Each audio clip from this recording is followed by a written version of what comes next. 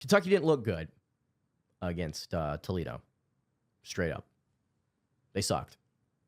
There's no other way to put it. 16-24 against a MAC school is not going to cut it any day of the week.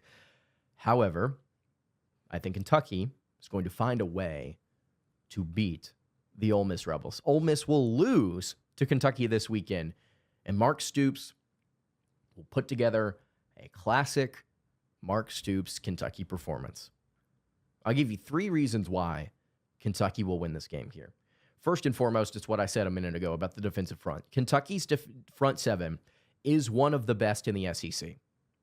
This team may not be good as a whole, but on the front, I think they're going to be very solid. And the season-opening win against Toledo, Kentucky's defense was very impressive. They held Toledo to, like I mentioned, just 59 rushing yards, 2 yards per carry.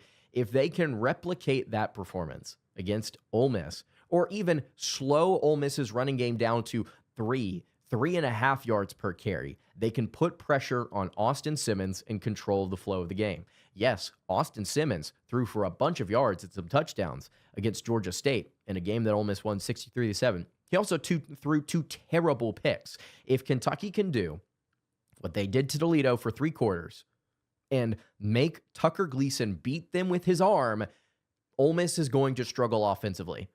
They are going to have a hard time this weekend in Lexington. I think that happens. It happened a season ago, and I think that's going to happen again. Second reason here, Kentucky wins as an underdog. Kentucky has 10 wins since 2018 versus ranked opponents. They are 10-12 in that span. Since Stoops arrived in this contest, the average margin of victory in this game versus Ole Miss is 2.5 points.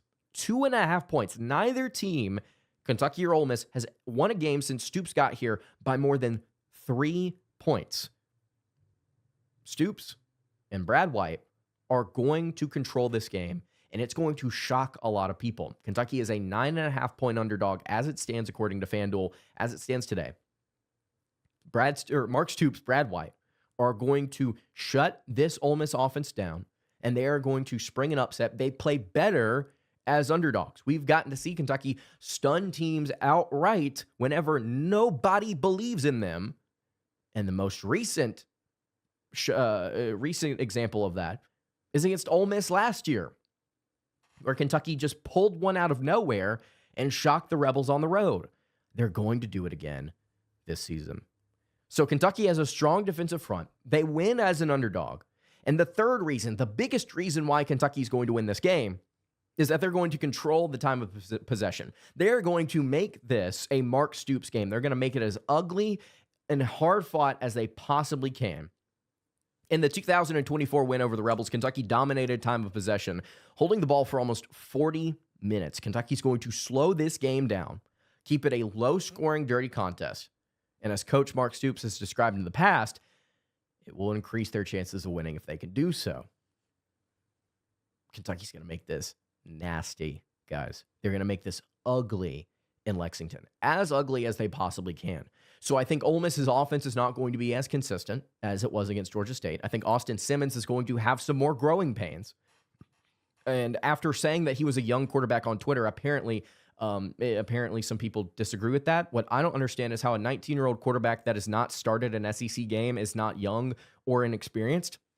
Doesn't make sense to me. He's been in the program for 2.5 years. That doesn't mean he has the experience, or all of a sudden it's just years beyond his current age. Again, of 19 years old against Brad White's defense when Kentucky is an underdog. This is not looking good for Ole Miss. It just doesn't. It just straight up doesn't. After what happened last year and what he's looking at on paper defensively, this is not a good spot to be in for Ole Miss in week 2. It's just simply not a great idea to travel into Lexington thinking we're just going to waltz in here and magically just walk away with a 15, 16, 17-point win. That's not how this works.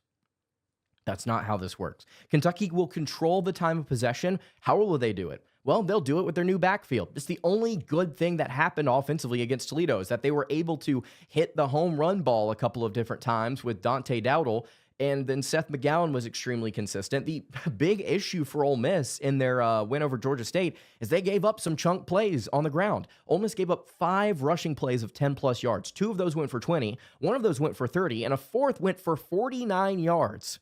okay? They were giving up chunk plays against Georgia State. They're going to give up some against Dante Dowdle and Seth McGowan.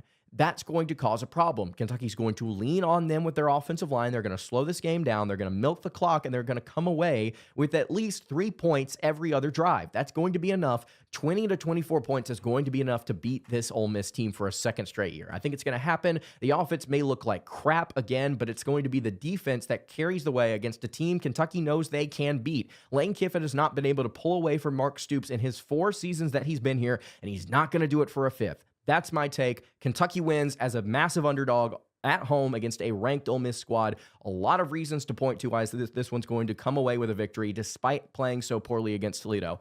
I think we may see a similar final score. I think we may see a 24-16 type game again. But I think it happens. I absolutely do. Let me know what you think in the comments below. A lot of you may disagree with this. You may say it's delusional. I don't care. A lot of you would have said it's delusional last year, and you saw what happened. You saw what happened. So why not here? Why not here?